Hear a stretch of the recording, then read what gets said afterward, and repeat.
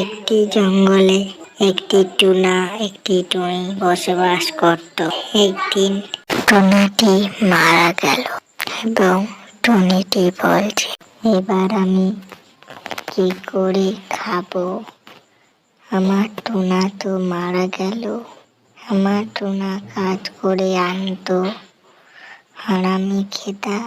এবার আমার সংসার কি করে চলবে? করে টুনি কাঁদছিল। তখনই টুনা ভূত হয়ে এসে বলছে, টুনি, ও টুনি, তুমি কেঁদো না টুনি, আমি চলে এসেছি। আমি মরে গেছি তো কি হয়েছে, তোমার কোনো কষ্ট হবে না টুনি। তুমি এসেছো, আমি কি করে খাবো স্বামী? তুমি তো চলে গেছিলে, আমি বড় চিন্তায় পড়ে আছি স্বামী। চিন্তা করো না টুনি, সব ঠিক হয়ে যাবে।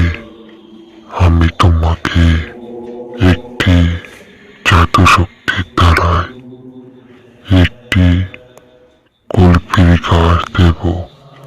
সেই গাছটিতে প্রচুর কল্পি ধরবে। তুমি সেটিকে নিয়ে বিক্রি করে তোমার সংসার চালাবে।